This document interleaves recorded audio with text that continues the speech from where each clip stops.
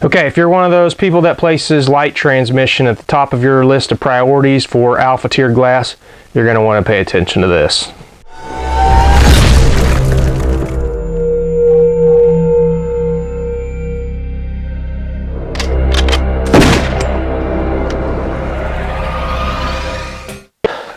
Do a real quick Twilight test. This is actually round 2.5. This will be just about how the glass looks at last light. It's actually after sunset, but still within legal shooting light here in Kansas. Of course, there's no hunting seasons. Nothing about tracking, nothing about actual color rendition, resolution, any of that. Just strictly how they perform in low light. Okay, it's not very often that you have this many different alpha, or what I would consider to be alpha tier glass in the same spot. So we gathered them up for a little Twilight testing strictly on light transmission. There'd be nothing about mechanics, tracking, clarity in the middle of the day, resolution, any of that.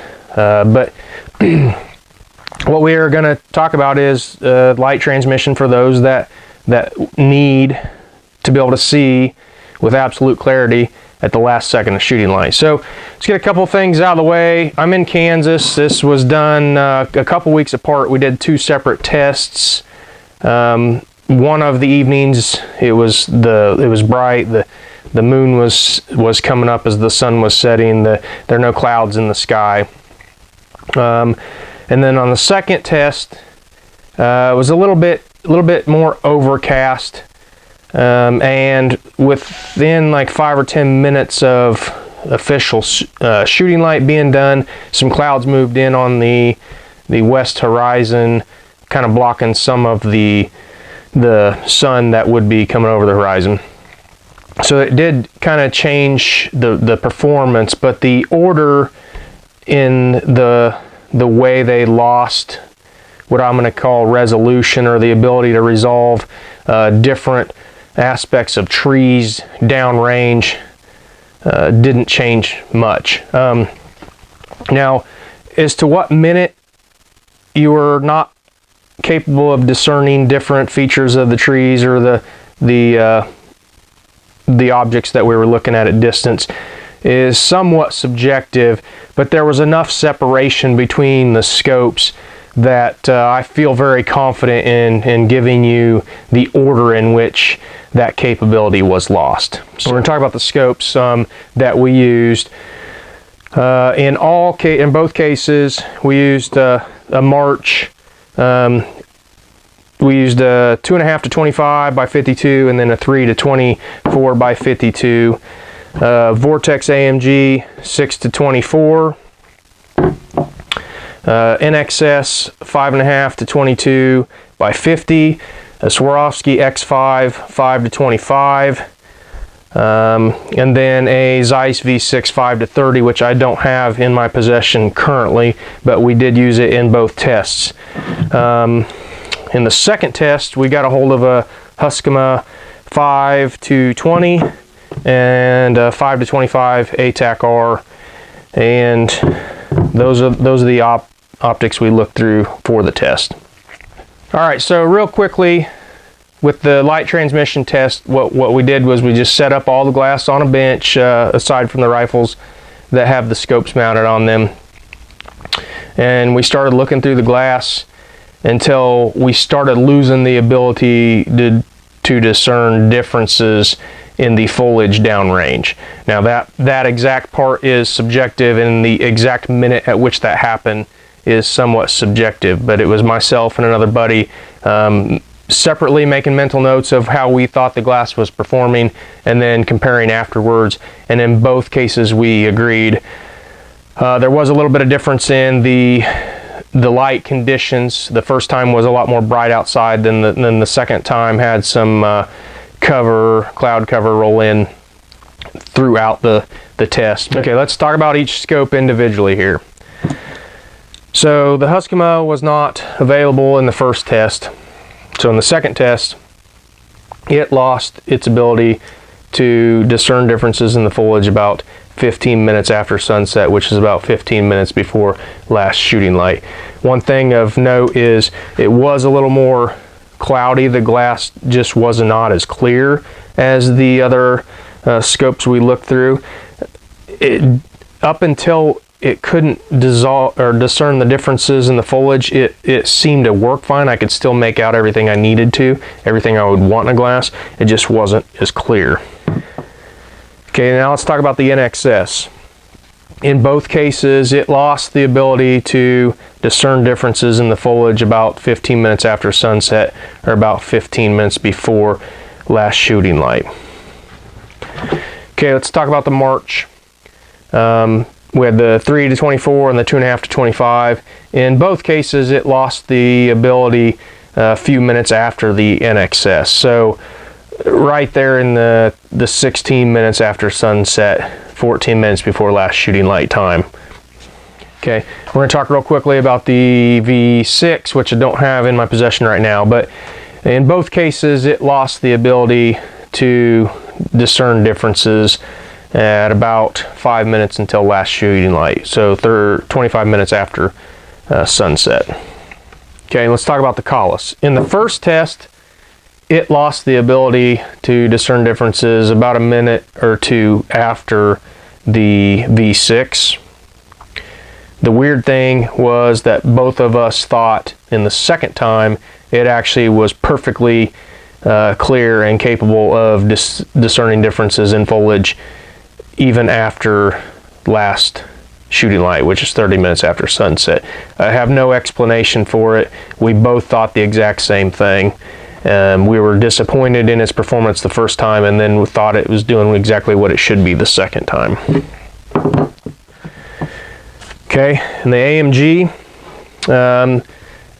the exact opposite of the Collis. The first time it just blew us away that it maintained the ability to discern differences in the foliage till about a minute or so before last shooting light, so about 28 to 29 minutes after sunset, even though compared to the Collis and the X5 it's got a smaller objective bell.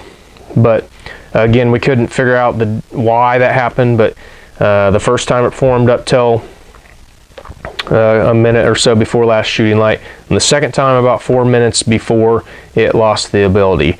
Just different conditions is really all I can come up with.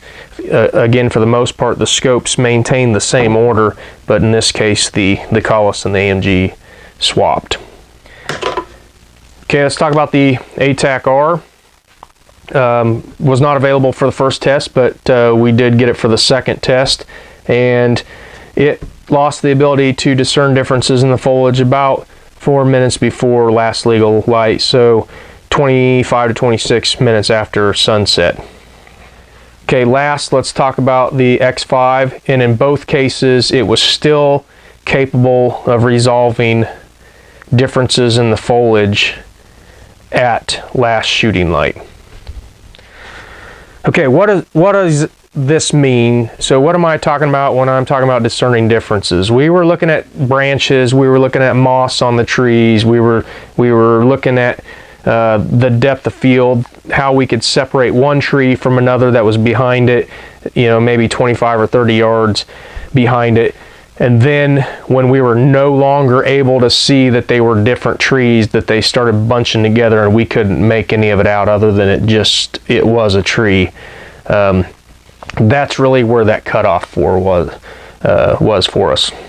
So how does that apply to a hunting situation? So when I'm telling you that we lost the ability to discern differences in the foliage that we were looking at, what I'm really saying is if there were an animal in those trees, in that timber, in that brush, I would no longer feel confident in taking a shot with the animal amongst the background, because you just wouldn't be able to tell if you had the crosshairs on a deer or brush, or if there was a piece of foliage or a tree limb or leaves or whatever in front of it. So it just wouldn't feel ethical. Now, in all cases, every one of these scopes, I would feel comfortable with taking a shot with that animal in the open with like a CRP type grass in the background, or you know, towards the upper end of the horizon, not an unethical shot where you're shooting over the horizon, but where it was up away from anything down in the bottom where it's darker. It's really hard to put in words, but and that may not apply to all lighting conditions, but in these lighting conditions, that's how I feel. I do want to point out two things that did stick out to me. That for the most part, the scopes were pretty much the same, other than the obvious point that we're making this video for. I've been running a March on my rifle for over a year. I always spend a considerable amount of time getting my scopes mounted correctly for my eye, to get the eye relief just right, so that I'm not trying to make an unnatural cheek weld. But I do hear people complain about the eye relief on these often. I also hear them complain about the parallax being real finicky. So when we were testing these scopes for this video, just setting these on the bench, I did notice that it was the most difficult to get the eye relief correct while we were trying to figure out how they were performing in the light conditions. And the parallax was very, very finicky. I don't know why I don't notice it as much when I'm shooting my rifle, but I did notice it when I was doing the test. I will say, for having shot this for well over a year, that when the parallax is in focus, or when the scope is in focus, the parallax is gone.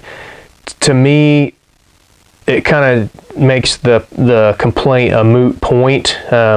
All I do is make sure it looks good, bobble my head around a little bit, make sure the parallax is gone. And this scope, when it's in a shooting situation, I have no problem doing that whatsoever.